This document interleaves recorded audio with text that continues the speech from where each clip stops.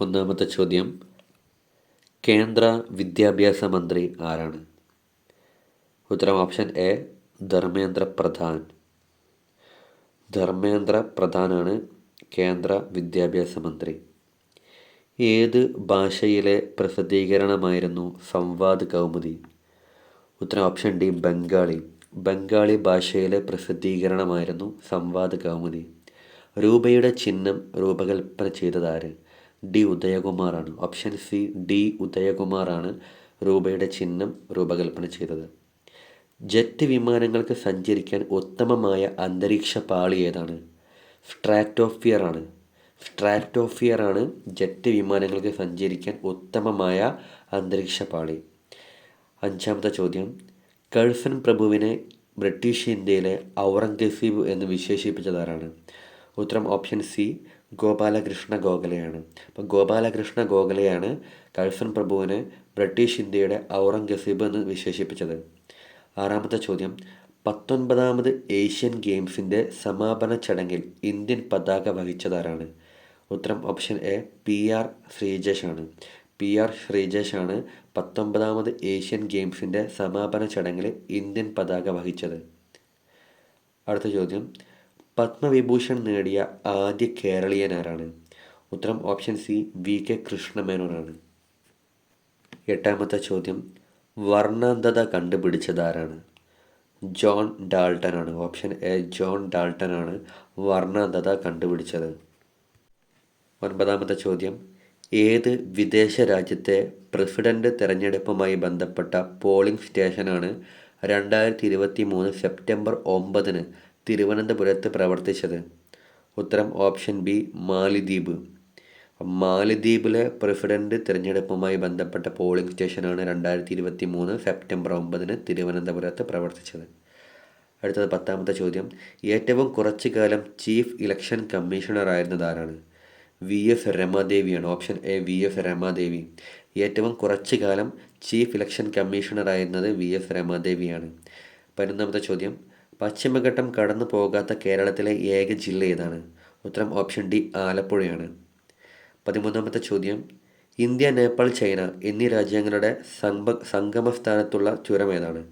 ലിപ്പുലേഖ് ചുരമാണ്. Option A Lipulekh ചുരമാണ് India, Nepal, China എന്നീ രാജ്യങ്ങളുടെ സംഗമസ്ഥാനത്തുള്ള ചുരം. അടുത്ത ചോദ്യം, കത്തീഡ്രൽ സിറ്റി ഓഫ് ഇന്ത്യ എന്നറിയപ്പെടുന്നത് ഭുവനേശ്വറാണ്. Option D Bhubaneswar. Cathedral city of India എന്നറിയപ്പെടുന്നത് ഭുവനേശ്വറാണ്. ദാമോദർ തീരത്തുള്ള ഇരുമ്പുരുക്കുശാല ബൊക്കാറോയാണ്. ബൊക്കാറോ ഇരുമ്പുരുക്കുശാലയാണ് ദാമോദർ നദീതീരത്തുള്ളത്. അടുത്ത ചോദ്യം, ശിവസമുദ്രം വെള്ളച്ചാട്ടം ഏത് നദിയിലാണ്? ഉത്തരം ഓപ്ഷൻ എ കാവേരി നദിയിലാണ്. കാവേരി നദിയിലാണ് ശിവസമുദ്രം വെള്ളച്ചാട്ടം സ്ഥിതി ചെയ്യുന്നത്.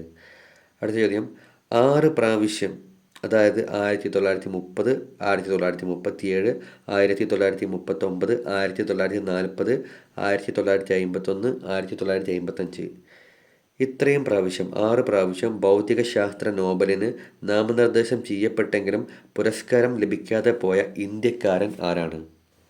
ഉത്തരം ഓപ്ഷൻ സി മേഘനാഥ് സാഹയാണ്.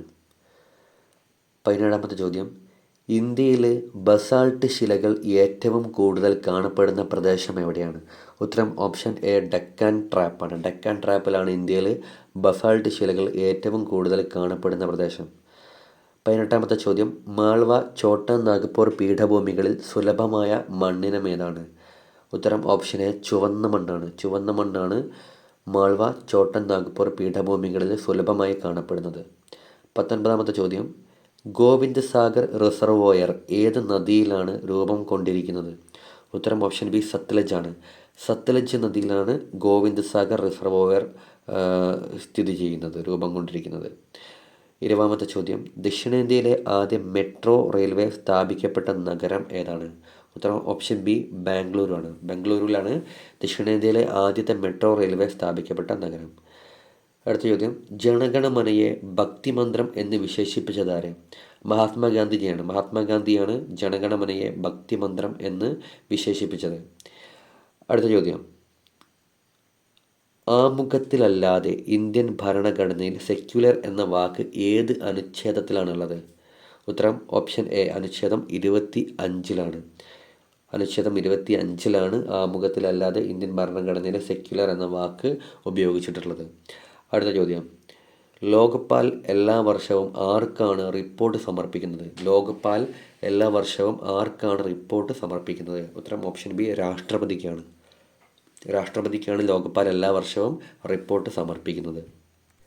അടുത്ത ചോദ്യം, സ്വാതന്ത്ര്യത്തിൻ്റെ 50-ാം വാർഷികത്തോടനുബന്ധിച്ച് നടന്ന പാർലമെൻറ്റിൻ്റെ പ്രത്യേക സമ്മേളനത്തിൽ വന്ദേമാതരം ആലപിച്ചതാരാണ്? ഭീംസെൻ ജോഷിയാണ്. ഭീംസെൻ ജോഷിയാണ് സ്വാതന്ത്ര്യത്തിൻ്റെ 50-ാം വാർഷികത്തോടനുബന്ധിച്ച് നടന്ന പാർലമെൻറ്റിൻ്റെ പ്രത്യേക സമ്മേളനത്തിൽ വന്ദേമാതരം ആലപിച്ചത്.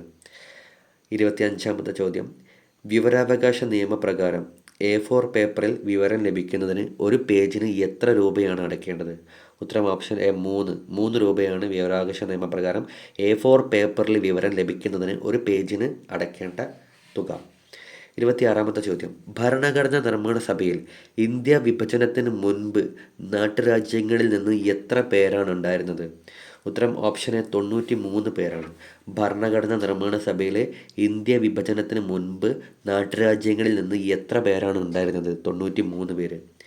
ഇന്ത്യൻ ഭരണഘടന പ്രകാരം സംസാര സ്വാതന്ത്ര്യം അനുവദിച്ചിരിക്കുന്ന വകുപ്പ് ഏതാണ്?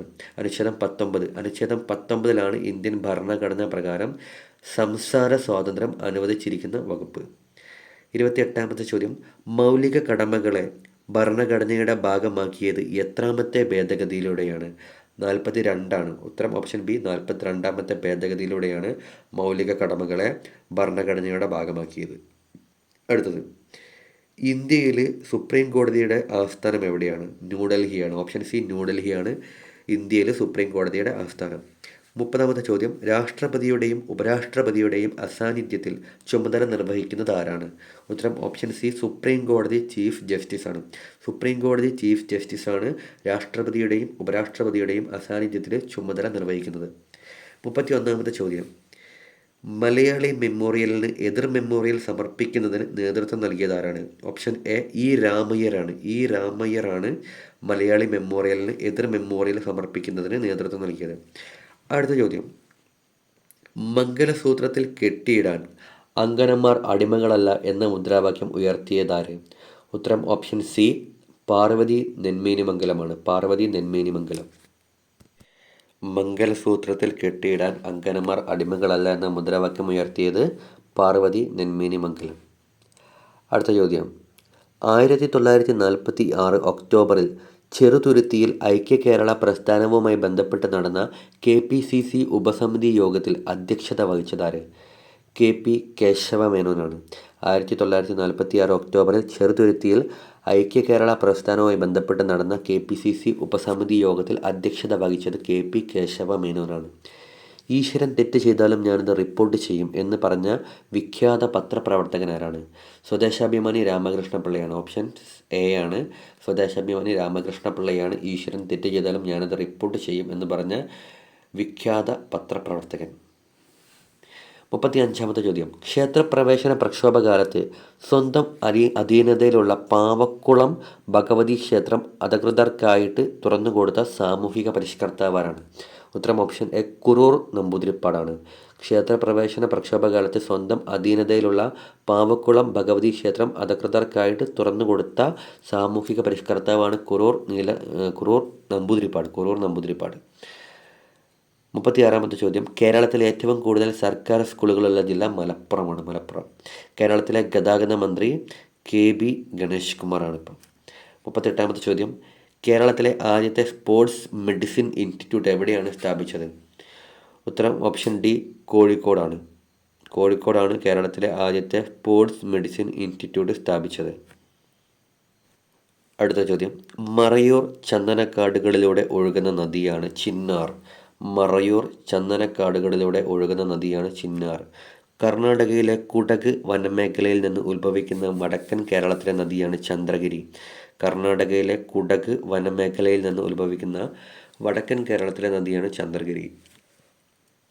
41-ാമത്തെ ചോദ്യം, ഏത് കായലിലാണ് പെരുമൺ ദുരന്തത്തിൽ ഐലൻഡ്സ് എക്സ്പ്രസിൻ്റെ ബോഗികൾ പതിച്ചത്? അഷ്ടമുടിക്കായലിലാണ് പെരുമ്പൻ ദുരന്തത്തിൽ ഐലൻഡ് എക്സ്പ്രസിൻ്റെ ബോഗികൾ പതിച്ചത്. കേരളത്തിന് ലിത്തോ പ്രിന്റിംഗ് പരിചയപ്പെടുത്തിയ ജർമ്മൻ മിഷനറി ഹെർമൻ ഗുണ്ടർട്ടാണ്. കേരളത്തിന് ലിത്തോ പ്രിന്റിംഗ് പരിചയപ്പെടുത്തിയ ജർമ്മൻ മിഷനറിയാണ് Hermann Gundert.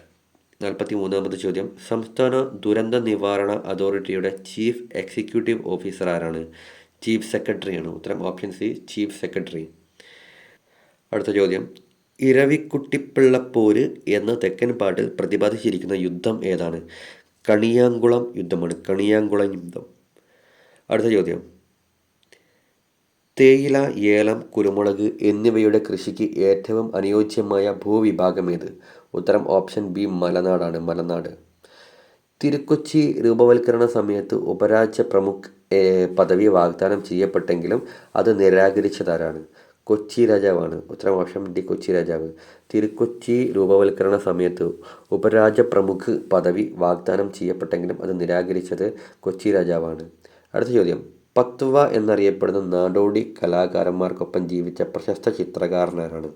Gemini റോയിയാണ്. Gemini Roy. പത്വ എന്നറിയപ്പെടുന്ന നാടോടി കലാകാരന്മാർക്കൊപ്പം ജീവിച്ച പ്രശസ്ത ചിത്രകാരനാണ് ജെമിനി റോയ്. അടുത്തത്, ചപ്പേക്കർ സഹോദരന്മാർ റാൻഡിനെ കൊലപ്പെടുത്തിയ സമയത്തെ വൈസ്രോയി ആരാണ്? എൽജിൻ പ്രഭു രണ്ടാമനാണ്.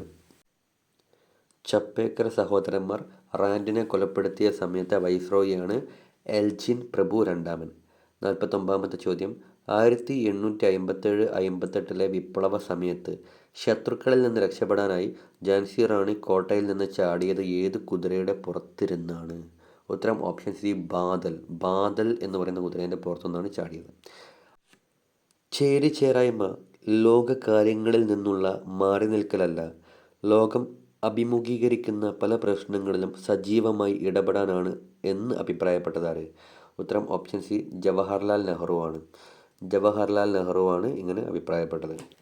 51ാമത്തെ ചോദ്യം, നാഷണൽ എഡ്യൂക്കേഷൻ കമ്മീഷൻ എന്നറിയപ്പെട്ട വിദ്യാഭ്യാസ കമ്മീഷനാണ് Kothari commission. National education commission എന്നറിയപ്പെട്ട വിദ്യാഭ്യാസ കമ്മീഷനാണ് കോത്താരി കമ്മിറ്റി. 52ാമത്തെ ചോദ്യം, അലിഗഡ് സർവകലാശാലയുടെ വൈസ് ചാൻസലറായി പ്രവർത്തിച്ചിട്ടുള്ള രാഷ്ട്രപതിയാണ് ഡോക്ടർ സക്കീർ ഹുസൈൻ. അലിഗഡ് സർവകലാശാലയുടെ വൈസ് ചാൻസലറായിട്ട് പ്രവർത്തിച്ചിട്ടുള്ള രാഷ്ട്രപതിയാണ് ഡോക്ടർ സക്കീർ ഹുസൈൻ. 53ാമത്തെ ചോദ്യം, കേന്ദ്ര ധനകാര്യ കമ്മീഷനിൽ അംഗമായ ആദ്യ മലയാളിയാണ് വി പി മേനോൻ. കേന്ദ്ര ധനകാര്യ കമ്മീഷനിൽ അംഗമായ ആദ്യ മലയാളിയാണ് വി പി മേനോൻ. അടുത്ത ചോദ്യം, 1986 ദേശീയ വിദ്യാഭ്യാസ നയത്തിൻ്റെ അടിസ്ഥാനത്തിൽ പ്രൈമറി തലത്തിൽ വിദ്യാഭ്യാസം സാർവത്രികമാക്കുന്നതിനും സ്കൂളുകളിലെ ഭൗതിക സാഹചര്യങ്ങൾ മെച്ചപ്പെടുത്തുന്നതിനും വിഭാവനം ചെയ്ത പദ്ധതിയാണ് operation black board. Operation black board 1986 ദേശീയ വിദ്യാഭ്യാസ നയത്തിൻ്റെ അടിസ്ഥാനത്തിൽ പ്രൈമറി തലത്തിൽ വിദ്യാഭ്യാസം സാർവത്രികമാക്കുന്നതിനും സ്കൂളുകളിലെ ഭൗതിക സാഹചര്യങ്ങൾ മെച്ചപ്പെടുത്തുന്നതിനും വിഭാവനം ചെയ്ത പദ്ധതിയാണ് ഓപ്പറേഷൻ ബ്ലാക്ക് ബോർഡ്. 55ാമത്തെ ചോദ്യം, ഇന്ത്യ ഗവൺമെൻറ്റിൻ്റെ ഏറ്റവും ഉയർന്ന സാഹിത്യ അംഗീകാരമാണ് സാഹിത്യ അക്കാദമി ഫെലോഷിപ്പ്. ഇന്ത്യ ഗവൺമെൻറ്റിൻ്റെ ഏറ്റവും ഉയർന്ന സാഹിത്യ അംഗീകാരമാണ് സാഹിത്യ അക്കാദമി ഫെലോഷിപ്പ്. 56ാമത്തെ ചോദ്യം, മഹാഭാരതത്തെ അടിസ്ഥാനമാക്കിയുള്ള ഭാരതമാല ആരുടെ കൃതിയാണ്? വെള്ളാങ്ങല്ലൂർ ശങ്കരനാണ്. വെള്ളാങ്ങല്ലൂർ ശങ്കരൻ്റെ കൃതിയാണ് മഹാഭാരതത്തെ അടിസ്ഥാനമാക്കിയുള്ള ഭാരതമാല. അടുത്ത ചോദ്യം, ശ്രീനാരായണ ഗുരുവിൻ്റെ ജീവിതം ആസ്പദമാക്കി ഗുരു എന്ന നോവൽ രചിച്ചതാരാണ്? കെ സുരേന്ദ്രനാണ്. ഉത്തരം option B, K Surendran. Sreenarayana ഗുരുവിൻ്റെ ജീവിതം ആസ്പദമാക്കി ഗുരു എന്ന നോവൽ രചിച്ചത് കെ സുരേന്ദ്രനാണ്. ശിവരാജയോഗവുമായി ബന്ധപ്പെട്ട സാമൂഹിക പരിഷ്കർത്താവാണ് തൈക്കാട് അയ്യ. ഓപ്ഷൻ സി, തൈക്കാട് അയ്യ. ശിവരാജയോഗവുമായി ബന്ധപ്പെട്ട സാമൂഹിക പരിഷ്കർത്താവാണ് തൈക്കാട് അയ്യ. 1926 ശുചീന്ദ്രം സത്യാഗ്രഹ കമ്മിറ്റിയുടെ പ്രസിഡന്റ് ആരായിരുന്നു? ഉത്തരം ഓപ്ഷൻ ബി, എം സുബ്രഹ്മണ്യ പിള്ളയാണ്. എം സുബ്രഹ്മണ്യ പിള്ള 1926 ശുചീന്ദ്രം സത്യാഗ്രഹ കമ്മിറ്റീൻ്റെ പ്രസിഡൻ്റായിരുന്നു എം സുബ്രഹ്മണ്യ പിള്ള. അടുത്തത് 60ാമത്തെ ചോദ്യം, 1940 കേരള പ്രദേശ് കോൺഗ്രസ് കമ്മിറ്റിയെ പിരിച്ചുവിട്ട ദേശീയ നേതൃത്വം കേരളത്തിലെ കോൺഗ്രസിനെ പുനഃസംഘടിപ്പിക്കുന്നതിനുമായി രൂപവത്കരിച്ച അഡ്ഹോക്ക് കമ്മിറ്റിയുടെ പ്രസിഡൻ്റായി നിയോഗിക്കപ്പെട്ട ബീഹാറിലെ കോൺഗ്രസ് നേതാവാരാണ്? ആർ കെ എൽ നന്ദ് കോളിയർ. ആർ കെ എൽ നന്ദ് കോളിയർ. അടുത്ത ചോദ്യം, കാൽമുട്ട ചിരട്ടയുടെ ശാസ്ത്രീയ നാമം. ഉത്തരം ഓപ്ഷൻ ഡി പറ്റല്ല. കാൽമുട്ട ചിരട്ടേൻ്റെ ശാസ്ത്രീയ നാമമാണ് ഓപ്ഷൻ ഡി പറ്റല്ല. 62ാമത്തെ ചോദ്യം, ചുവന്ന രക്താണുക്കളുടെ ശവപ്പറമ്പ് എന്നറിയപ്പെടുന്ന ശരീരഭാഗമാണ് ഓപ്ഷൻ ബി പ്ലീഹ. ചുവന്ന രക്താണുക്കളുടെ ശവപ്പറമ്പ് എന്നറിയപ്പെടുന്ന ശരീരഭാഗമാണ് പ്ലീഹ. 63ാമത്തെ ചോദ്യം, മംഗോളിയസത്തിൻ്റെ മറ്റൊരു പേരാണ് ഡൗൺ സിൻഡ്രോം. മംഗോളിസത്തിൻ്റെ മറ്റൊരു പേരാണ് ഡൗൺ സിൻഡ്രോം. അടുത്ത ചോദ്യം, ഡെങ്കിപ്പനി പരത്തുന്നത്. Option A കൊതുകാണ്. ഡെങ്കിപ്പനി പരത്തുന്നത് കൊതുകുകളാണ്. 65ാമത്തെ ചോദ്യം, ക്ഷയരോഗത്തിന് കാരണമായ രോഗാണുവാണ് ബാക്ടീരിയ. ക്ഷയരോഗത്തിന് കാരണമായ രോഗാണു ബാക്ടീരിയ. അടുത്തത് 66ാമത്തെ ചോദ്യം, മനുഷ്യന് എത്ര ജോഡി ഉമിനീർ ഗ്രന്ഥികളാണ് ഉള്ളത്? 3 ജോഡി. മനുഷ്യന് 3 ജോഡി ഉമിനീർ ഗ്രന്ഥികളുണ്ട്. 67ാമത്തെ ചോദ്യം, മെഗലോബ്ലാസ്റ്റോമിക് അനീമിയ ഉണ്ടാകുന്നത് ഏതിൻ്റെ അഭാവം കാരണമാണ്? Vitamin B9. Option D vitamin B9ൻ്റെ അഭാവം മൂലമാണ് മെഗലോബ്ലാസ്റ്റോമിക് അനീമിയ ഉണ്ടാകുന്നത്. അടുത്തത് 68ാമത്തെ ചോദ്യം, മനുഷ്യ ശരീരത്തിൽ എവിടെയാണ് യൂറിയ ഉൽപ്പാദിപ്പിക്കുന്നത്? ഓപ്ഷൻ ബി കരളിലാണ് യൂറിയ ഉൽപ്പാദിപ്പിക്കുന്നത്. അടുത്ത ചോദ്യം, രോഗപ്രതിരോധ ശേഷി നൽകുന്ന രക്തത്തിലെ പ്രധാന ഘടകം ഏത്? ശ്വേതരക്താണുക്കളാണ് രോഗപ്രതിരോധ ശേഷി നൽകുന്ന രക്തത്തിലെ പ്രധാന ഘടകം. അടുത്ത ചോദ്യം, മൃതശരീരം കേടുകൂടാതെ സൂക്ഷിക്കുന്നതിന് ഉപയോഗിക്കുന്ന രാസവസ്തു ഏതാണ്? ഉത്തരം ഓപ്ഷൻ ഡി ഫോർമാൽഡിഹൈഡ് ആണ് മൃതശരീരം കേടുകൂടാതെ സൂക്ഷിക്കാൻ ഉപയോഗിക്കുന്ന രാസവസ്തു. അടുത്ത ചോദ്യം, ഹൈഡ്രജൻ വാതകത്തിൻ്റെ നിറം എന്താണ്? ഹൈഡ്രജൻ വാതകത്തിന് നിറമില്ല. ഓപ്ഷൻ ഡി നിറമില്ല. 72ാമത്തെ ചോദ്യം, എന്തിൻ്റെ അയിരാണ് അസുറൈറ്റ് ചെമ്പിൻ്റെ അയിരാണ്. ഓപ്ഷൻ ബി ചെമ്പ്. 73ാമത്തെ ചോദ്യം, ജെറ്റ് എഞ്ചിൻ്റെ പ്രവർത്തനത്തിൻ്റെ അടിസ്ഥാന തത്വം എന്താണ്? ഉത്തരം ഓപ്ഷൻ ഡി ന്യൂട്ടൻ്റെ 3ാം ചലന നിയമമാണ്. ജെറ്റ് എഞ്ചിൻ പ്രവർത്തിക്കുന്നത് ന്യൂട്ടൻ്റെ 3ാം ചലന നിയമപ്രകാരമാണ്. 74ാമത്തെ ചോദ്യം, ഏറ്റവും സാന്ദ്രത കൂടിയ വാതക മൂലകം ഏതാണ്? റെഡോൺ ആണ്. Option D റെഡോൺ. ഏറ്റവും സാന്ദ്രത കൂടിയ വാതക മൂലകമാണ് റെഡോൺ. സൂര്യനോട് ഏറ്റവും അടുത്ത് സ്ഥിതി ചെയ്യുന്ന നക്ഷത്രം ഏതാണ്? പ്രോക്സിമ സെൻറ്റോറിയാണ് സൂര്യനോട് ഏറ്റവും അടുത്ത് സ്ഥിതി ചെയ്യുന്ന നക്ഷത്രം. അടുത്ത ചോദ്യം, എന്തിൻ്റെ വകഭേദമാണ് ചാർക്കോൾ? കാർബണിൻ്റെ വകഭേദമാണ്. ഓപ്ഷൻ എ കാർബണിൻ്റെ വകഭേദമാണ് ചാർക്കോൾ. അടുത്ത ചോദ്യം, കല്ലുപ്പിൻ്റെ രാസനാമം എന്താണ്? ഉത്തരം ഓപ്ഷൻ ഡി സോഡിയം ക്ലോറൈഡ് എന്നാണ് കല്ലുപ്പിൻ്റെ രാസനാമം. കള്ള് പുളിക്കുമ്പോൾ ഉണ്ടാകുന്ന വാതകം ഏതാണ്? Carbon dioxide. കള്ള് പുളിക്കുമ്പോൾ ഉണ്ടാകുന്ന വാതകമാണ് കാർബൺ ഡയോക്സൈഡ്. 79ാമത്തെ ചോദ്യം, പ്രവർത്തിച്ചു കൊണ്ടിരിക്കുന്ന ഒരു റെഫ്രിജറേറ്ററിൻ്റെ വാതിൽ തുറന്നു വെച്ചിരുന്നാൽ മുറിയുടെ താപനിലയ്ക്ക് എന്തു സംഭവിക്കും? താപനില കൂടും. തുറന്നു വെച്ചിരിക്കുന്ന അല്ലെങ്കിൽ പ്രവർത്തിച്ചു കൊണ്ടിരിക്കുന്ന ഒരു റെഫ്രിജറേറ്ററിൻ്റെ വാതിൽ തുറന്നു വെച്ചിരുന്നാൽ ആ മുറിയുടെ താപനിലയ്ക്ക് എന്ത് സംഭവിക്കും? താപനില കൂടും. അടുത്ത ചോദ്യം, ക്ലിനിക്കൽ തെർമോമീറ്റർ ഉപയോഗിച്ച് അളക്കാൻ കഴിയുന്ന ഏറ്റവും ഉയർന്ന താപനില എത്ര ഫാരൻഹീറ്റാണ്? ഓപ്ഷൻ ഡി 108 ഫാരൻഹീറ്റാണ്. ക്ലിനിക്കൽ തെർമോമീറ്റർ ഉപയോഗിച്ച് അളക്കാൻ കഴിയുന്ന ഏറ്റവും ഉയർന്ന താപനില എത്ര ഫാരൻഹീറ്റാണെന്ന് ചോദിച്ചാൽ 108 ഫാരൻഹീറ്റ്. Okay, thank you.